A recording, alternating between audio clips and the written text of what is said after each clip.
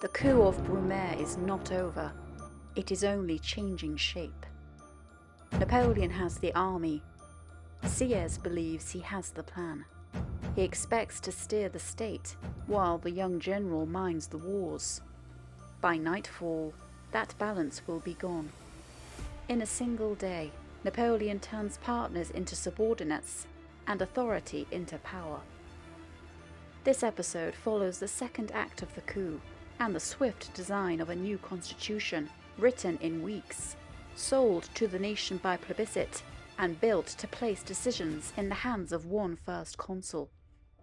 We move with Napoleon from the modest Luxembourg to the scarred halls of the Tuileries, where ceremony returns to politics and politics returns to order. We watch the machinery of government set to work, and at its centre stood a man born to govern. Napoleon Bonaparte, born on the small island of Corsica, is one of the most famous men to have ever lived. To history, he is the man of the 19th century. Even his name has become a byword to describe something momentous, colossal, Napoleonic. A rags to riches story, Napoleon was only 24 years old when he became a general. By 35, he had crowned himself Emperor of the French. Charismatic leader of men, brilliant politician, and a military genius, Napoleon fought 60 battles in his career and only lost 7 of them. Not since the days of ancient Rome and the Caesars had one man conquered so much of Europe, or held so much power. The so-called man of destiny was also a mass of contradictions, a romantic idealist and a ruthless pragmatist. His intellect dazzled, his will dominated, and his temper burned like fire. To some, he was a god, to others, the Antichrist. And his meteoric rise, then crushing downfall, has been compared to a Greek tragedy. After less than 15 years in power, in the last of 7 wars fought against him by coalitions of European monarchs, Napoleon was finally defeated at the Battle of Waterloo and exiled to the desolate rocky island of St. Helena in the middle of the Atlantic Ocean. There, he reflected on his ruin. I have too much ambition and a spirit of fire. This is the story of Napoleon and the dawn of a new age.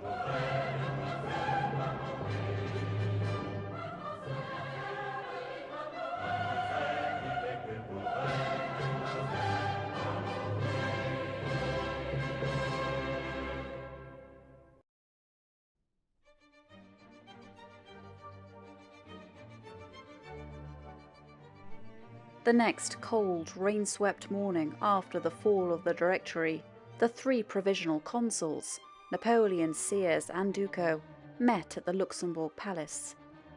Yesterday they had pulled off a coup.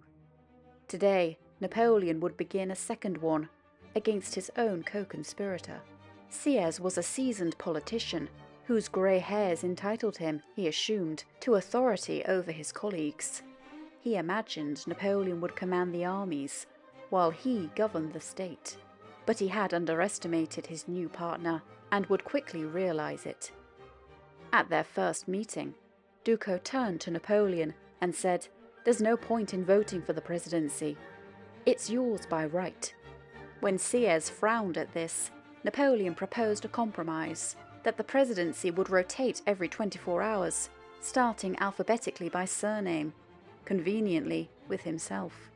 In the centre of the room stood a single armchair, the chair where the head of the Directory had once sat. Napoleon took it. "Gentlemen," Sieyes asked petulantly, "who shall take the chair?" "Bonaparte, surely," said Ducos. "He already has it. He's the only man who can save us." "Very well, gentlemen," Napoleon replied evenly. "Let us proceed to business. Come on, swear the oath. We're in a hurry." It turned out that while Napoleon loved glory, Sieyes loved gold. "Do you see that pretty piece of furniture?" Sieyes pointed to a cabinet in the room. Looking over, Napoleon said he imagined it was some relic of the disenthroned king. Sieyes continued, I will reveal to you a little secret. We directors, reflecting that we might go out of office in poverty, which would be very unbecoming, laid aside from the treasury a sum to meet that emergency. There are nearly 200,000 francs in that chest. As there are no more directors, the money belongs to us." Napoleon's answer was cool and deliberate. "Gentlemen, should this transaction come to my knowledge, I shall insist that the whole sum be refunded to the public treasury. But should I not hear of it, and I know nothing of it yet, you, being two old directors, can divide the money between you. But you must make haste. Tomorrow it may be too late." They took the hint. The spoils were quickly divided, Sieyes taking the lion's share. Ducos complained, but Napoleon silenced him. "Settle the business between yourselves, and be quiet. Should the matter come to my ears, you will inevitably lose all of it." With that, Napoleon gained a moral authority neither would again dare to question. That evening, Sieyes dined with his old Republican friends. "Gentlemen," he said gravely, "the Republic is no more. It died today. I have this day spoken with a man who is not only a great general, but who is himself capable of everything, and who knows everything. He wants no advisers, no assistants. Politics, law, the art of governing are as familiar to him as the manner of commanding an army. He is young and determined. The Republic is finished." One of them interrupted, "But if he becomes a tyrant, we must call to our aid the dagger of Brutus." "Alas, my friends," Sieyes sighed, "then we would fall into the hands of the Bourbons, which would be even worse."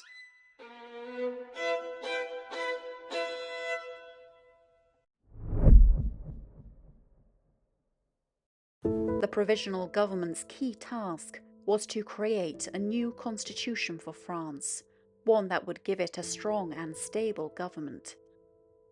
Pressed mercilessly into action by Napoleon, they completed it in record time, less than 7 weeks. One politician's wife described Napoleon at this time as modest but domineering, adding that he made an appealing contrast to the vain and weak directors. Barras had lived at the Luxembourg in luxury, but Napoleon rejected his grand suite of rooms and chose instead to live next door, in the far more modest Petit Luxembourg. The contrast could not have been sharper. Barras had ruled from gilded chambers. Bonaparte would rule from a plain office. The night he moved in, all the public buildings of Paris, and many private houses besides, were illuminated in celebration of the new government. For the first time in years, Parisians welcomed a change of regime not with fear, but with relief. Yet the task that awaited Napoleon was formidable. France was a nation in chaos, its finances crippled, its roads unsafe, its bureaucracy corrupt, its armies unpaid. The Republic existed in name only. Napoleon set himself to govern as he had once campaigned, tirelessly, decisively, and with an iron appetite for detail. "There are no ifs, ands, or buts," he declared. "One has to succeed. I judge men only by the results of their actions. I have myself only one need, to succeed." He worked through the day and well into the night, dealing with banking, policing, diplomacy, the army, the navy, all funneled through his own hands. France once again had a government, and unmistakably a leader. By the winter of 1799, the new consular government was only weeks old, yet confidence was already returning. Within a single week, the franc dollar and franc pound exchange rates had doubled. France was beginning to believe in her own currency once more. The public took comfort in a simple fact: the revolution of Brumaire had not been another bloodbath.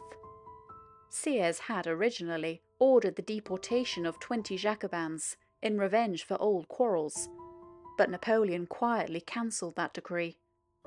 It was the first time since 1789 that a change of regime in Paris had not been followed by executions, and Frenchmen were no longer guillotined for their political views. After a decade of turmoil, the French could hardly believe it. Sieyes himself was less reassured, and the leniency of some of Napoleon's acts alarmed him. The émigrés, he argued, will return in crowds. The Royalists will again raise their heads, and the Republicans will be massacred. He fretted constantly about conspiracies, poisonings and assassins, a man haunted by the revolution he had helped unleash. One night, at 3 a.m, Sieyes burst into Napoleon's bedroom, pale and trembling, to warn him of a fresh conspiracy the police had just uncovered. Napoleon, half awake, turned his head on the pillow. "Have they corrupted our guard?" "No," Sieyes stammered. "Then go back to bed," Napoleon said, "and leave it alone. It will be enough time to be alarmed when our 600 men are attacked." It was a scene that summed up the differences between the two men, and their uneasy partnership. Both Napoleon and Sieyes believed that the very top of their new government, the executive, should be headed by 3 men, yet they soon clashed over how their power should be divided. Originally, Sieyes envisioned a constitutional monarchy in disguise, the supreme power to be given to a wise man, a grand elector, chosen for life, enjoying a huge salary of 6 million francs, and quietly living in splendour in the Palace of Versailles.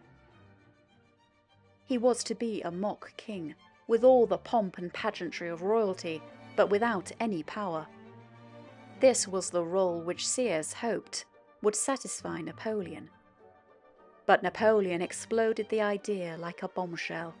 "How can you imagine, Citizen Sieyes, that a man of the least talent or honour would humble himself to accept an office, the duties of which are merely to fatten like a pig on so many millions a year?" The idea died on the spot. Sieyes moved on to the idea of an executive of 3 equals. Again, Napoleon disapproved. The directors had been equals, and had only succeeded in cancelling each other out. Napoleon wanted one of the 3 men to take decisions, the other 2 to be advisors. At the heart of their quarrel lay 2 visions of a republic. For Sieyes, it was an oligarchy of the wise, drawn from the models of Athens and Sparta, so admired by Montesquieu. And indeed, since 1793, the executive had been made up of a group of men, not one. For Napoleon, it was simpler, and he was following an older and longer tradition. A republic could be any state governed by laws for the good of the people, and laws, he believed, required a single will to make them effective. When neither man would yield, they called in the members of the abolished councils to arbitrate. After 10 days of debate, the verdict was clear. They sided with Napoleon.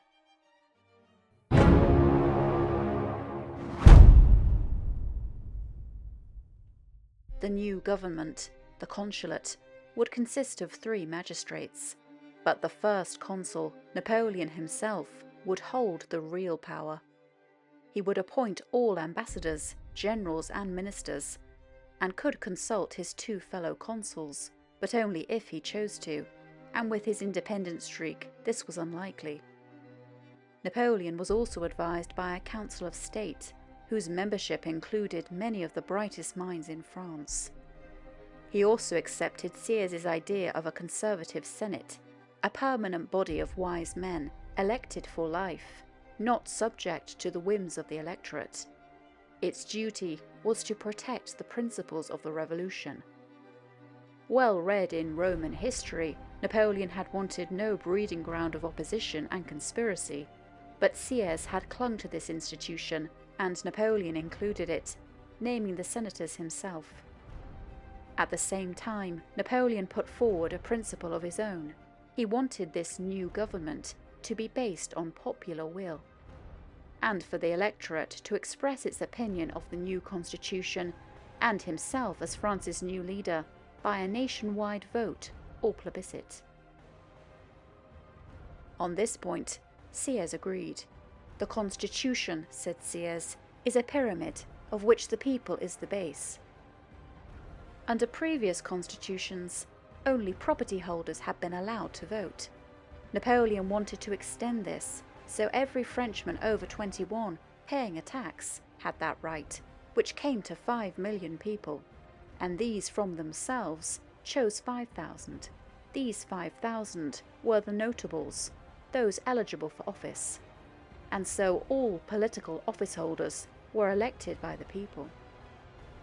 The consuls would propose new laws to a body called the tribunate, which thoroughly discussed them and either rejected the law, or, if they approved, 3 of its members were chosen to present the arguments defending the law and 3 against it to a third body called the legislature. The legislature had the right to vote for or against, but not to initiate or discuss these bills. The Senate was also a silent body, only able to approve or reject each law. If democracy meant a government entrusted to officials chosen by popular vote, the forms of democracy remained. There were checks and balances. Every decree proposed by Napoleon had to be sanctioned by the tribunate, the legislature and the Senate before it could become law. But in practice, there was only one balance: Napoleon. The plans he proposed were either so clearly beneficial, or he had such a knack for convincing tribunes, legislatures and senators that these bodies would most of the time vote in line with his will. And so, before France had truly noticed, the Revolution's experiment in collective rule had ended, replaced by the order of a single commanding mind. The new constitution declared Napoleon First Consul for 10 years, with a large yearly salary of 500,000 francs, 50 times an ambassador's pay. 2 subordinate consuls would serve beside him, selected by himself, paid 150,000 francs each. Sieyes, who had first imagined the system, declined to serve as second to the man who had outmaneuvered him. Sieyes, Napoleon later explained, had fallen into a mistake about the nature of these consuls. He feared being humiliated and of having the first consul to fight against at every step. This would have been the case had all the consuls been equal. We would then have all been enemies. But the constitution having made them subordinate, there was no room for stubborn struggles. Instead, Napoleon rewarded Sieyes with the handsome consolation prize of a seat in the Senate and the fine estate of Ronet, worth 500,000 francs. As his second consul, Napoleon chose Cambacérès, aged 46, a respected lawyer from Montpellier, skilled at writing laws, and who was tasked with overseeing legislation. Napoleon had first met him 5 years earlier, when he was still an obscure young general, to protest being struck off the active army list. Cambacérès remembered their first encounter vividly. There was a knock on my door at 8 in the morning. I invited the person to come in. I see a little man, yellow, unkempt, flat hair for dog ears. It was fashionable, dressed in devil too short boots, too long a coat. But through this, a slender hand, white, designed to delight, a charming mouth, especially when a kind or mocking smile animated it. Then the eyes, oh what eyes, those of the lion, the eagle. At first sight I was seized, and in love with the first sentence, he said, "Citizen, I am General Napoleon Bonaparte, whom you unfairly dismissed." I generally do not think so. There is error, no doubt, but if I have committed it, I was already afraid of being wrong. Very good, Napoleon smiled. You are wise. Only fools claim infallibility, except perhaps the Pope. Cambacérès concluded, the general had fair quarrel. He left me willing to befriend me. Cambacérès became one of the few men Napoleon trusted entirely. He sought influence rather than power, and never the limelight. Indeed, he was allowed to express private opposition to what Napoleon did, because his loyalty was absolute. A tall, good-looking man with a jutting chin, Cambacérès was rather vain about his appearance, and unmarried, being a known homosexual. Once, when he heard that Cambacérès had recruited a woman for a mission, Napoleon quipped, "My compliments, so you have come closer to women." He moved with a slow dignity, and was a gourmet who kept an excellent table. "A country is governed by good dinner parties," he once declared. To balance Cambacérès, who stood left of centre, with a man of experience from the Ancien regime, Napoleon selected Le Brun as third consul. A big, heavy 60-year-old economist from Normandy, Le Brun had served in the finance ministry of Louis XV. Quiet and methodical, he represented continuity, and Le Brun was duly appointed to oversee the economy. Napoleon thought him a financial wizard, and would visit the widowed Le Brun late at night after work, sit on his bed, and learn about the mysteries of bank rates and the public debt. The three consuls could hardly have been more different. Talleyrand, under his breath, called the trio hic, haec, hoc, meaning he, she, it. Napoleon undoubtedly being the he, Cambacérès the she, and the rather dull Le Brun the it. Yet the partnership worked.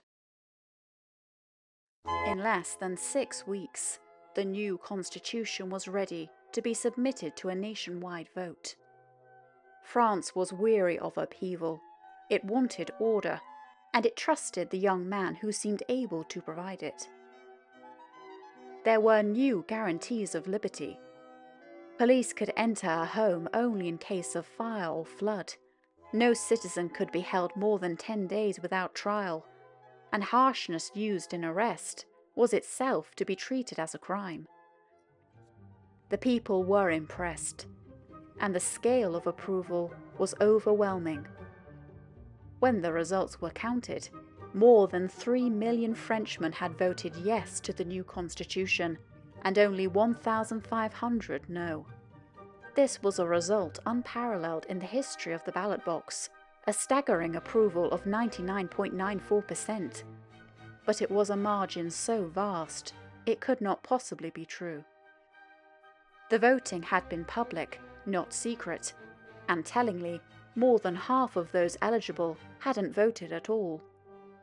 Napoleon's brother Lucien, now Minister of the Interior, quietly fiddled some figures, adding thousands of extra yes votes. But even so, the true result, more likely agreed by modern historians to be 1.5 million in favour, a few thousand against, was still a landslide.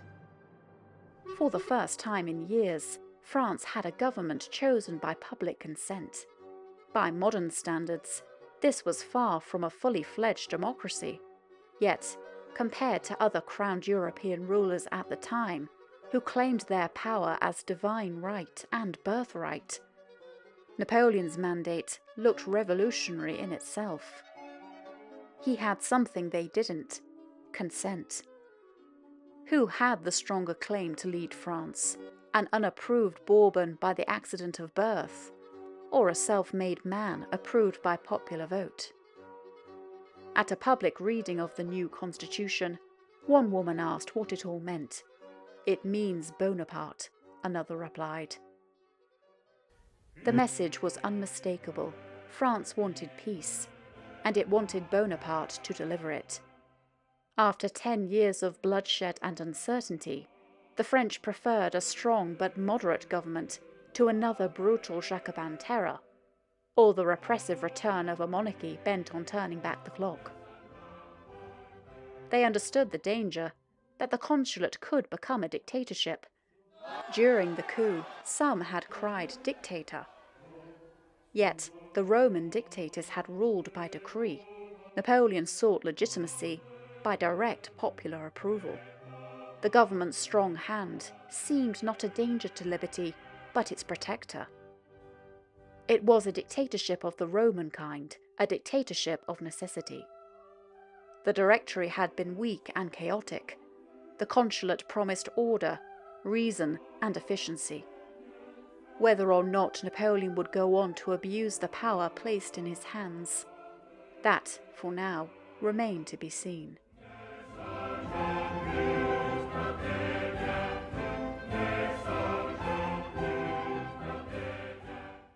Once the plebiscite had sealed his authority, Paris prepared for a new spectacle. The First Consul's move from the modest Luxembourg Palace to the once great Tuileries, the ancient palace of the kings of France. On the morning of the 19th of February 1800, Napoleon slept in later than usual. When he finally rose, He said to his secretary, "Well, Bourrienne, we shall, at last, sleep at the Tuileries. You are very lucky. You're not forced to make a show of yourself. You may go in your own way. But as for me, I must go in a procession. This I dislike, but we must have a display. It pleases the people. The Directory was too simple. It therefore enjoyed no consideration. With the army, simplicity is in its place.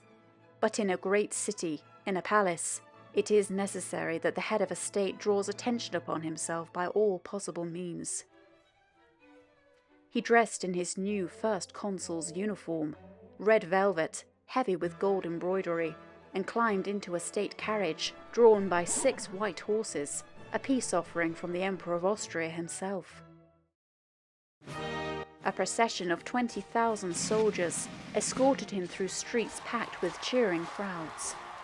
Windows, balconies, even rooftops overflowed with people, clinging like human bunches of grapes to the windows, as one witness put it.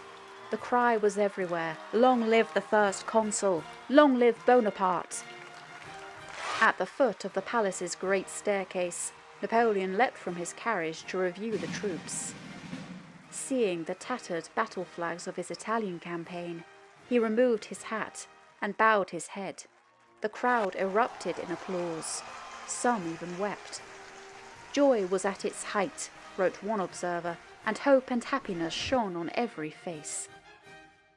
Inside his new palace, Napoleon took his place centre stage in the audience chamber. His 2 fellow consuls followed behind, but no one noticed them. In that instant, the Republic had, perhaps without knowing it, found its master. Cambacérès and Le Brun had been expected to live at the Tuileries as well, but Cambacérès wisely refused, and persuaded Le Brun to do the same. "It is an error that we should be lodged in the Tuileries. It suits neither you nor me. For my part, I will not go. General Bonaparte will soon want to live there by himself. Then we shall be suffered to leave. It is better not to go at all." That night, though the etiquette of the event was simple, according to one of Napoleon's new servants, Constant, Josephine, dressed as exquisitely as ever, welcomed Parisian society into their new regal apartments. There was an incredible wealth of plumes, diamonds, and dazzling formal dress. The crowd was so great that it was necessary to throw open the bedroom. As the 2 salons were so full, there was not room to move. The guests, who had once cheered the fall of kings, now toasted the rise of another power until dawn. But as Napoleon confided to Bourrienne, "Do you imagine that all those people who came to pay their court to me were sincere? Most certainly they were not. But the joy of the people was real. The people know what is right. In this state of things, I can allow the Jacobins to chatter, but they must not talk too loud." After the guests had left, Napoleon walked alone, deep in thought, through the vast empty halls, still scarred by bullets and cannonballs from the toppling of the monarchy. The famous Republican symbol, the red cap of liberty, was painted all over the palace's whitewashed walls. "Get rid of all this," Napoleon ordered. "I don't like to see such rubbish." Despite its majesty and fame, having been the main palace of every French ruler for over 200 years, by that time, the Tuileries Palace was not exactly a pleasant place to live. Inside, some of its floors were still stained with the blood of the Swiss guards who'd been butchered there by the Paris mob, while in its famous gardens, all the trees had been hacked down, except for a few poplars, spared because they resembled trees of liberty. All traces of royal splendor had vanished. "Here we are, in the Tuileries," Napoleon said quietly to Bourrienne. "We must take good care to remain here." He was the first ruler to live there in 8 years, when, as a young officer, he had stood among the onlookers as the mob stormed the Tuileries and dragged Louis XVI to his doom. "But you need not fear a repeat of that scene," he murmured. "Let them attempt it with me, if they dare." Perhaps he pictured the scene later that night, when, lifting Josephine in his arms and whisking her off to their new royal bedchamber, he said with a wry smile, "Come, little Creole, sleep in the bed of your masters." Josephine herself lived in the apartments that had once belonged to Marie Antoinette, and would be more or less treated like a queen, but she could not shake off a feeling of great sadness. "I shall not be happy here," she said to her daughter Hortense.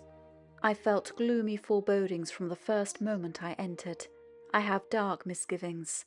I feel as if the shadow of the Queen is asking me what I am doing in her bed. There is an air of monarchy about this place that one cannot breathe with impunity, and I am still disturbed by it." One of his ministers, Roederer, recalled, "The first time I saw Bonaparte in the gloomy halls of the Tuileries Palace, I said to him, 'How sad it is here, General,' and he replied, 'Yes, as sad as greatness.' Always there is a melancholy about him, even in his army orders and war bulletins. When in a confidential mood, he confessed that in all conditions of life, he was sadder beyond comparison than others. 'I was not created for pleasure,' he would say in melancholy tones." Even at the height of triumph, Napoleon carried a certain melancholy, as though aware that the burden of greatness had only just begun.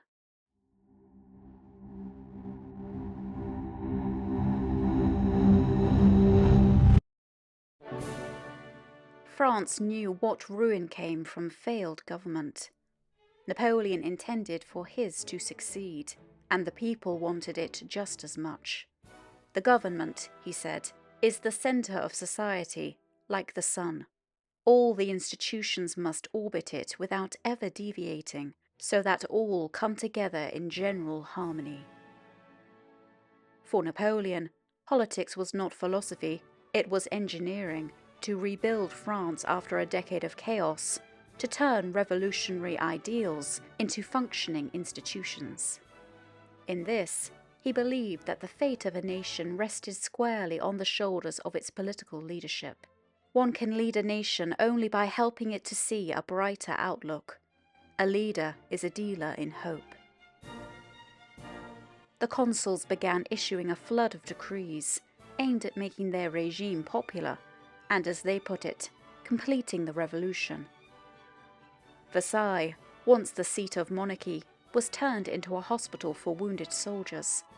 The anniversary of the Bastille became a national holiday. But the gruesome annual festival commemorating the execution of Louis XVI was abolished. "It is a barbarous ceremony," Napoleon said, "unworthy of a humane nation." When Sieyes protested, "Louis was a tyrant," Napoleon replied, "No, Louis was no tyrant. Had he been a tyrant, I would still be a captain of engineers, and you, Monsieur l'Abbé, would be saying Mass." The remains of the great French general Turenne were reinterred at Les Invalides with solemn ceremony, a gesture to unite old and new France. The laws of forced loans and hostages were repealed, ending the Directory's tyrannical practice of imprisoning the relatives of émigrés, including women and children, to guarantee their loyalty. Messengers were sent across the country to free these captives. Napoleon himself visited the notorious Temple prison, where many had been held in appalling conditions. "What fools the directors were," he said afterwards. "To what a state have they brought our public institutions? The prisoners are in a shocking condition. I question them as well as the jailers, for nothing is to be learned from the superiors." Napoleon also put a stop to the persecution of priests. Under the Directory, many clergy had been locked up in dungeons or exiled for refusing an oath of loyalty to the Constitution, which many believed betrayed their religious vows. Now, freedom of conscience was declared a right. The prisoners were released, and in one stroke, some 20,000 exiles were able to return home. These early reforms achieved more than stability. They helped reconcile a divided nation, which was Napoleon's aim above all. during one public ceremony, while his brother Lucien had drunk to the French armies on land and sea, Napoleon had toasted to the union of all Frenchmen. Napoleon called it ralliement, literally rallying together, to make all Frenchmen forget their factions and remember only that they were French. "I want you to all rally around the mass of the people," he wrote to one former Jacobin deputy. "The simple title of the French citizen is worth far more than that of Royalist, Chouan, Jacobin, Feuillant, or any of those 1001 groups which have sprung during these past 10 years from the spirit of faction, and which are hurling the nation into an abyss from which the time has at last come to rescue it once and for all." Many who had once fought against the various previous regimes now agreed to serve under him, not out of fear or plain self-interest, but once they saw how Napoleon was regenerating the country, out of admiration. Napoleon's government drew talent from every camp: regicides and royalists, Girondins and moderates, even former ministers of Louis XVI. But not all were seduced, and Napoleon wrote harshly to those who questioned his policy of national unification. When the mayor of Lille expressed reservations about welcoming a former Jacobin general into his city, Napoleon demanded, "Do not dare to say anything of the kind. Do you not see that now we are all equally serving France? I would have you know, monsieur, that between the 17th and 18th Brumaire I have built a wall of brass which no glance may penetrate, and against which all memories must be dashed to pieces."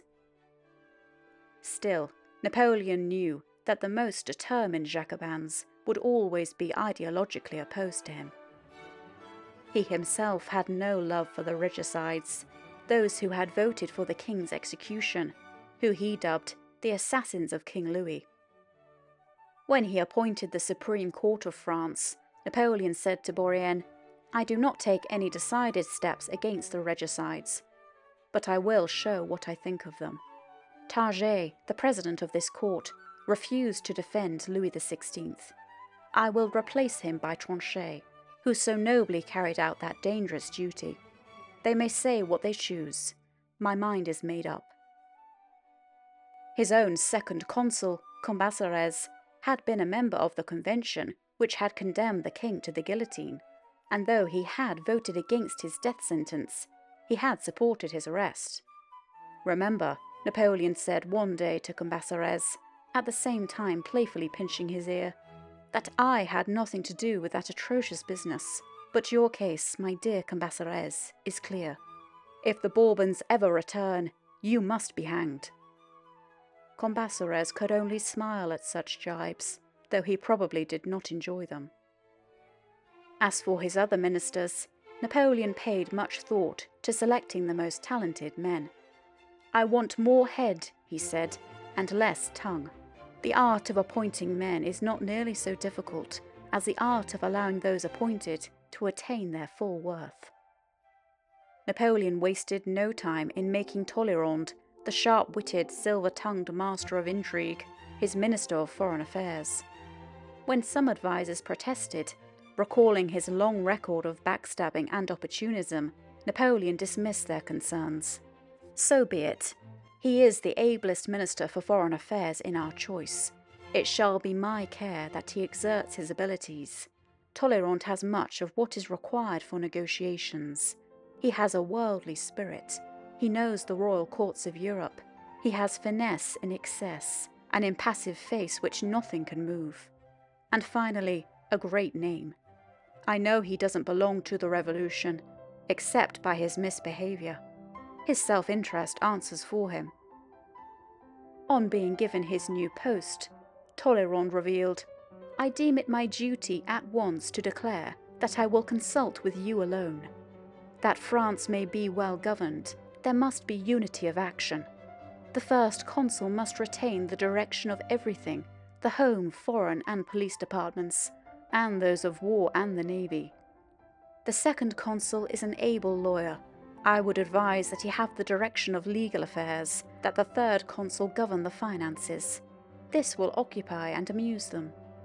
Thus you, Having at your disposal the vital powers of government, will be free to attain the noble object of your aims, the regeneration of France.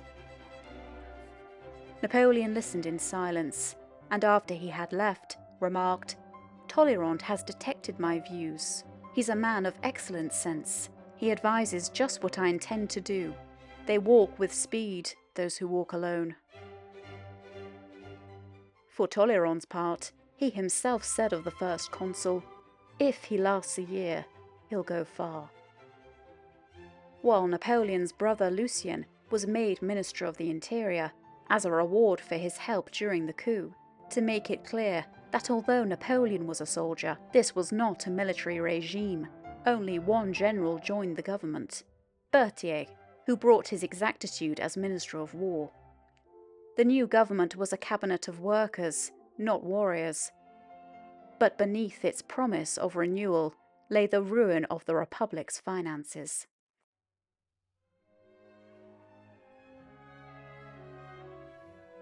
France was bankrupt.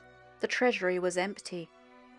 The Directory had financed itself with confiscations and forced loans. At one point, it nearly melted down the gold in the cabinet of medals for coin. Government paper was worthless. Stocks were down to the lowest. Napoleon made a man of absolute integrity his finance minister. Go down. Quiet, honest and thorough.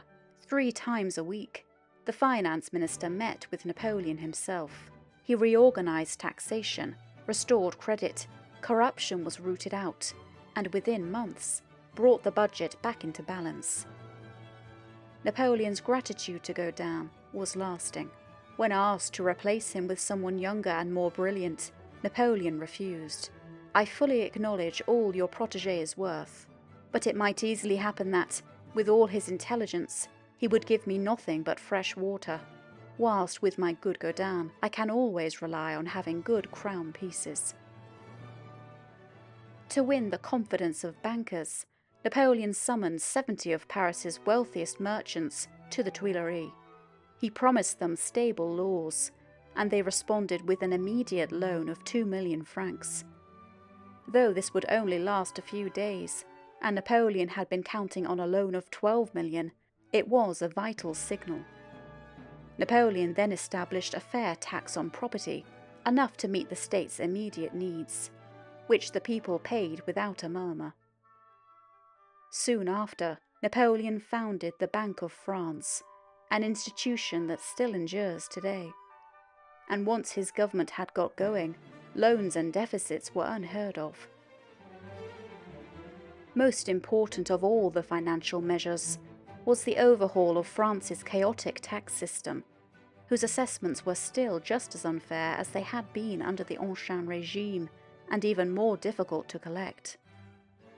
Before the Revolution, a French workman had kept barely 1/5 of what he earned. The rest went to local nobles, clergy, and the state. Under the Consulate, he would keep nearly 4/5, paid only to the state itself.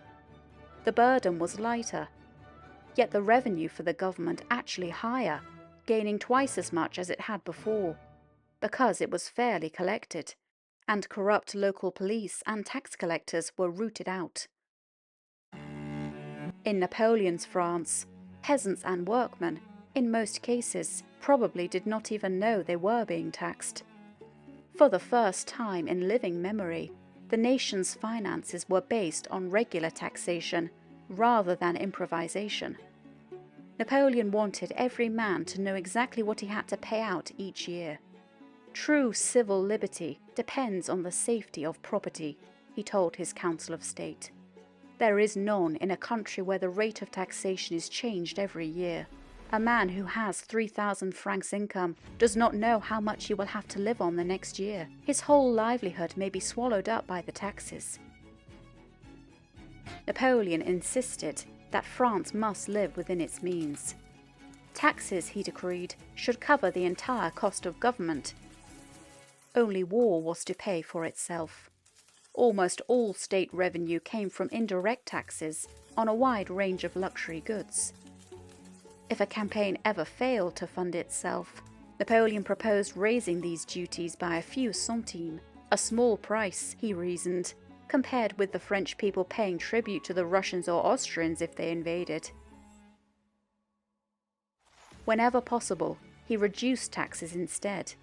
His philosophy was simple: better to leave the money in the hands of the citizens than lock it up in a cellar, as they do in Prussia.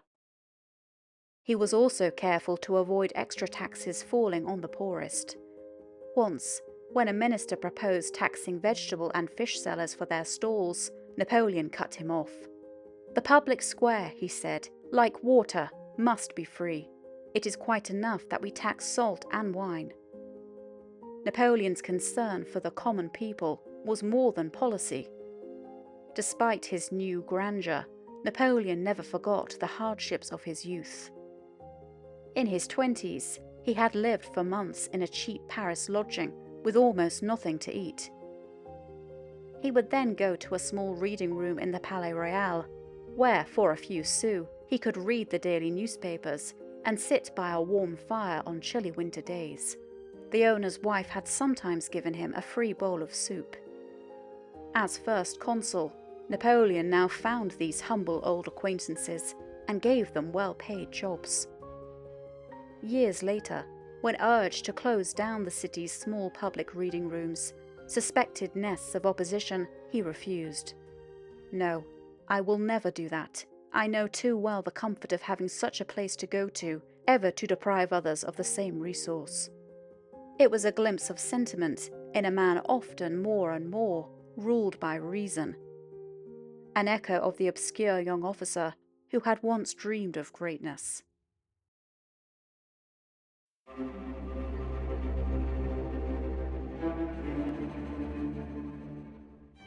But the consulate's survival depended on authority, not emotion.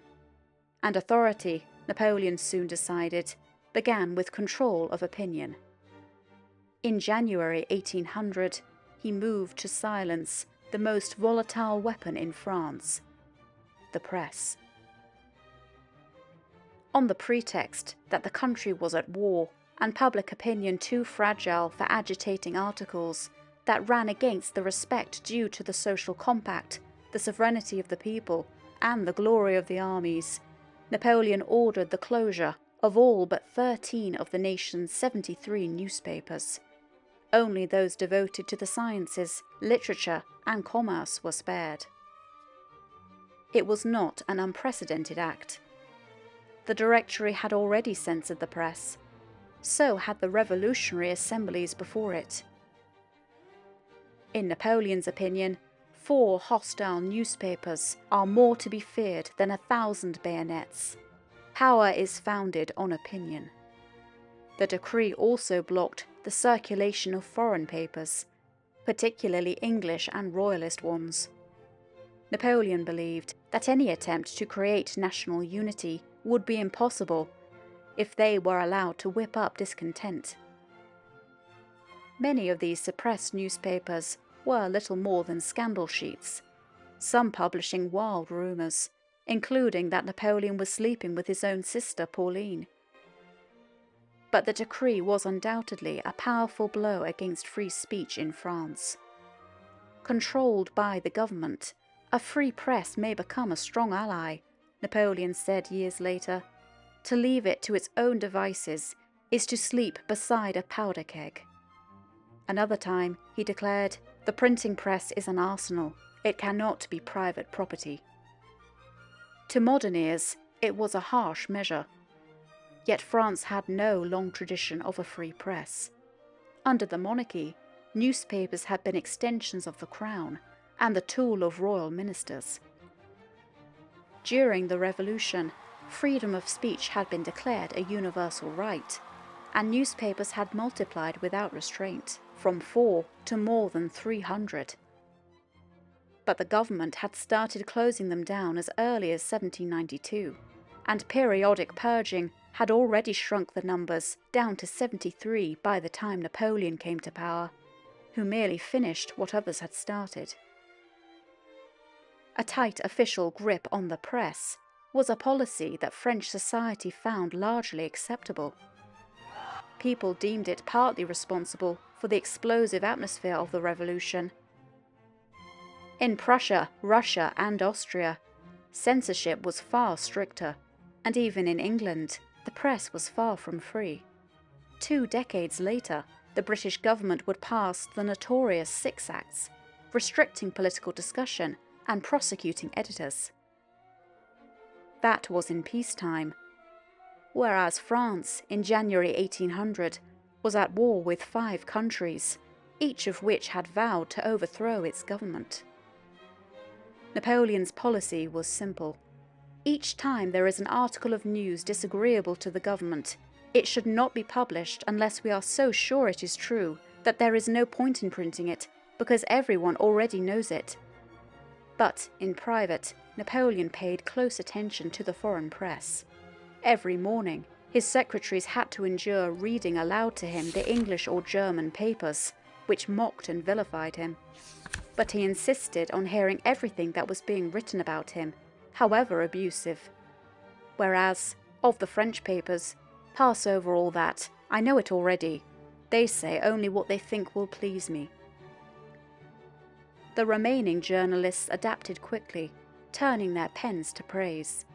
Even former Royalist writers now lauded the First Consul as the restorer of law and order. The result of the decree was that although the number of French papers shrank, the overall readership remained much the same. The most important newspaper was the Moniteur. It remained supposedly independent, but its key columns were written by government officials. Napoleon's own office wrote the Paris column, often dictated by himself directly. Though it was obviously a state-sponsored news sheet, heavy with exaggeration, the Moniteur was rarely dull.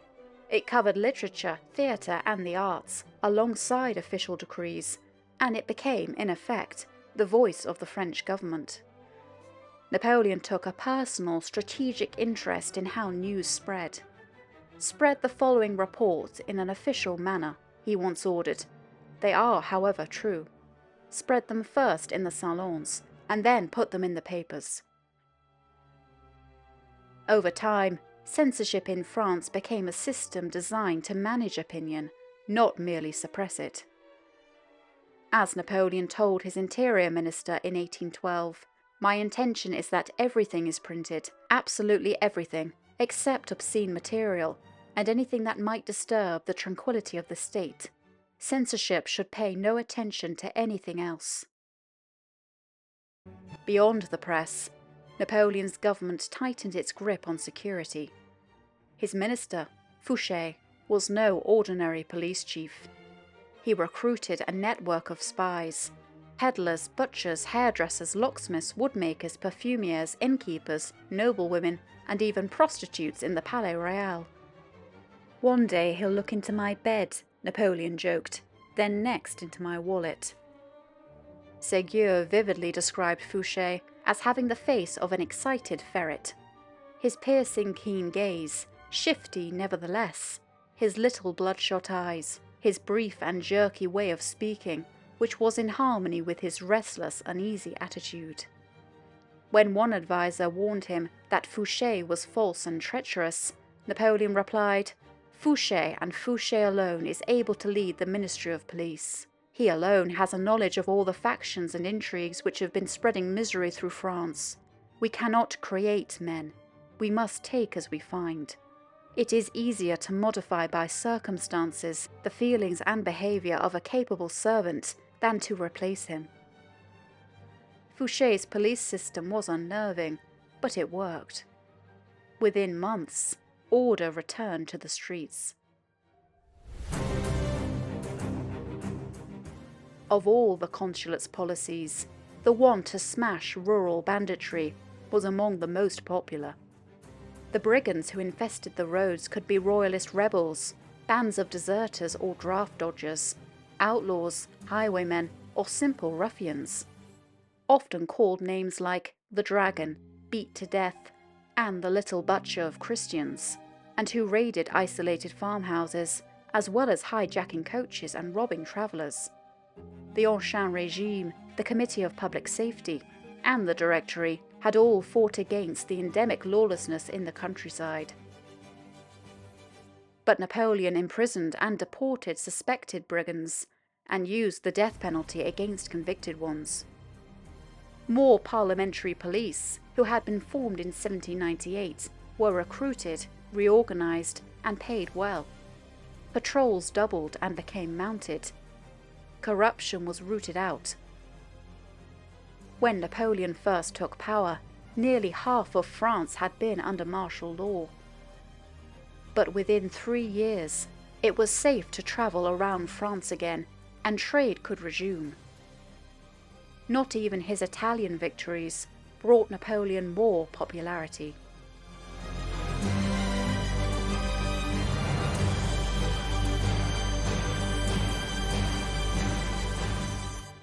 The same sense of justice guided his legal policy. Though he respected the sanctity of law, he took genuine pleasure in mercy when circumstance allowed. As Bourrienne observed, when the imperious necessities of his political situation, to which indeed he sacrificed everything, did not interfere, the saving of life gave him the highest satisfaction. He would even have thanked those to whom he had granted such a service for the gratification they had given him. Napoleon blended firmness with leniency. One French émigré, Dufour, had been caught with weapon in hand, fighting against France, a clear act of treason, punishable by death. Yet his family moved in the highest circles, and petitions soon reached the First Consul, asking for his pardon. "There is no room for mercy here," Napoleon first replied. "A man who fights against his country is a child who would kill his mother."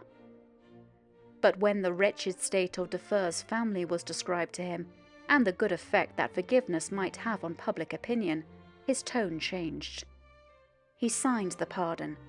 The next morning, when Bourrienne arrived, Napoleon said simply, "I do not like to do my work by halves," and ordered the man's immediate release. "He may repay the deed with ingratitude," he added, "but so much the worse for him. In all such cases, Bourrienne, never hesitate to speak to me. When I refuse, it will only be because I cannot do otherwise."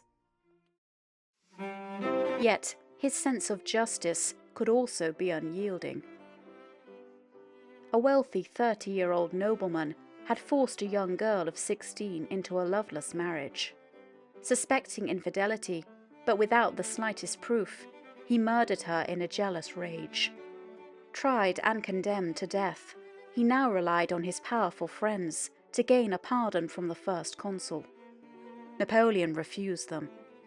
"Why should I pardon this man?" he demanded. "He used his fortune for the vile purpose of bribing the affections of a girl. He did not succeed in winning them, and he became jealous. His jealousy was not out of love, but vanity. He has committed the crime of murder. What urged him to it? Not his honor, for his wife had not injured it. No, he was instigated by brutality, vanity, and pride. He has no claim to mercy. The rich are too prone to consider themselves elevated above the reach of the law. They imagine that wealth is a sacred shield to them. This man has committed a crime for which there are no extenuating circumstances. He must suffer the punishment to which he is justly doomed. If I were to pardon him, that act of misplaced indulgence would put in jeopardy the life of every married woman.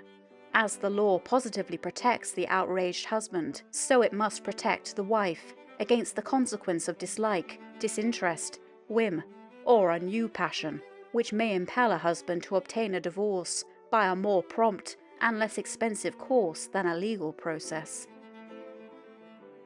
Josephine herself tried to intercede.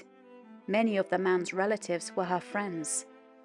"This is the first favor I have asked since you gained supreme power," she pleaded. "Surely you will not deny me."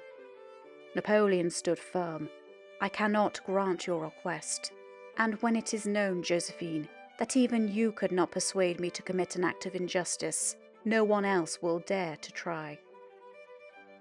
Even his fiercest critics admitted a grudging admiration for the prudence he showed during this turbulent time. Much older and more experienced politicians than Napoleon were impressed by the unrivaled wisdom of his opinions about every part of the huge system of public administration. Napoleon himself declared, "We are creating a new era.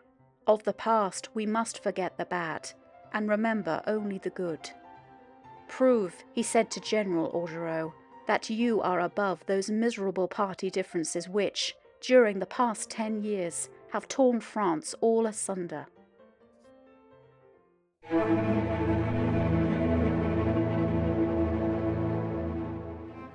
As well as appeasing royalists abroad, Napoleon turned his attention to those still resisting the Republic within France itself, in La Vendée, one of the country's largest and most deeply Catholic provinces. For 7 years, this region had been the scene of a brutal civil war. Royalist rebels, known as chouans, had risen against the revolutionary government, and since then, England had been landing weapons, money and émigré troops along the coast to support them, building an army of 60,000 men. The Directory had failed to end the rebellion, and the atrocities had continued.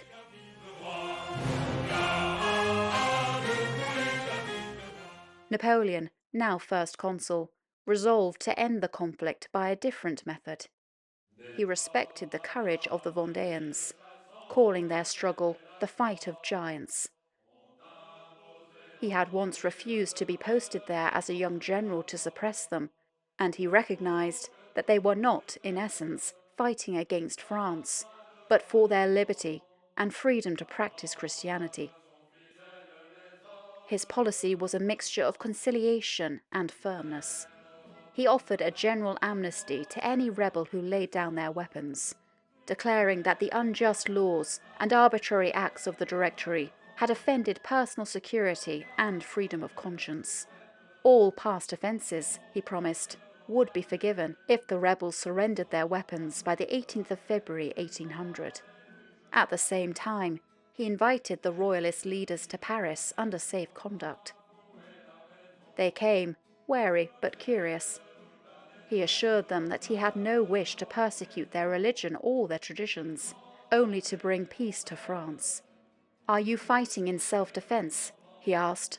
"You no longer have reason to fight. I will not harass you.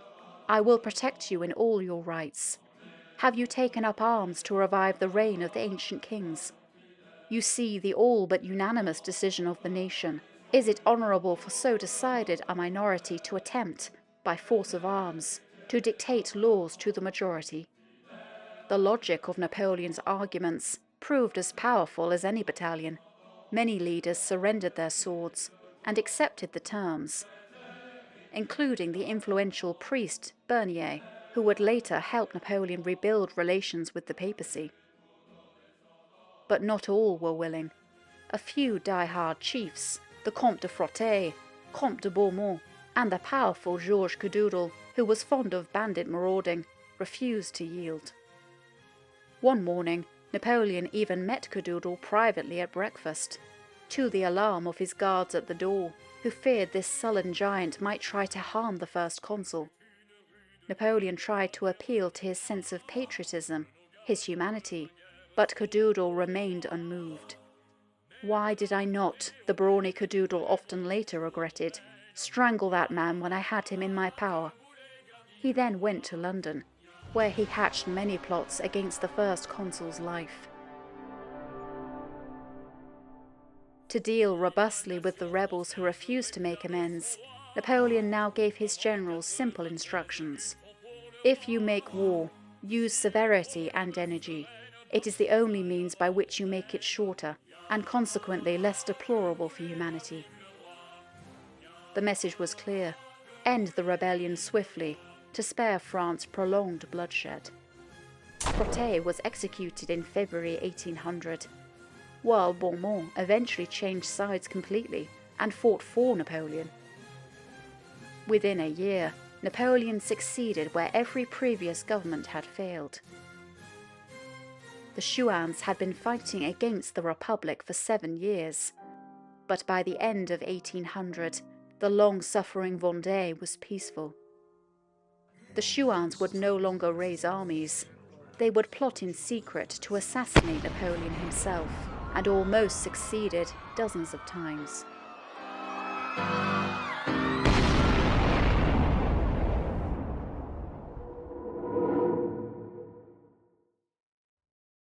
By the spring of 1800, in less than 15 weeks, Napoleon had succeeded where 10 years of revolution had failed.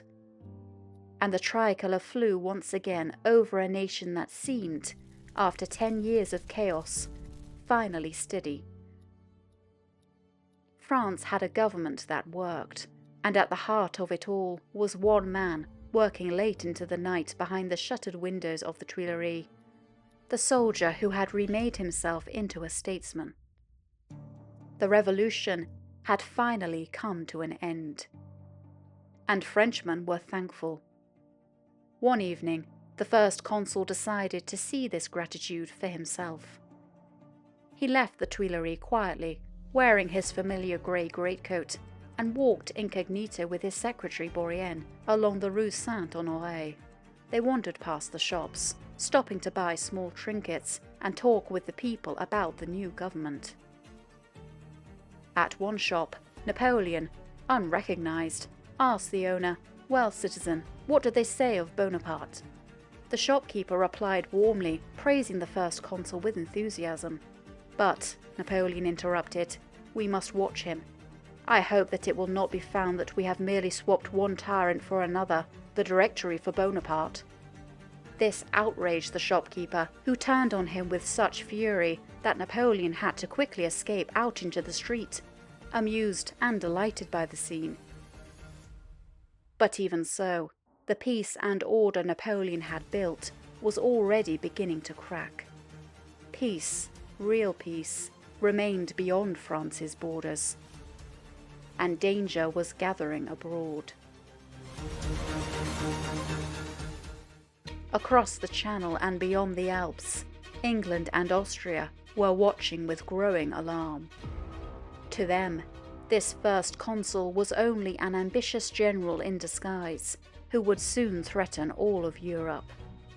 They saw Napoleon not as the legitimate ruler of France, but a usurper, born of revolution, who had seized power by the sword, cloaked in the language of law. They refused to make peace with France or recognize its new government. In our next episode, the guns of 1800 will boom, and Napoleon will learn that holding power in France is one thing, defending it against the rest of Europe quite another.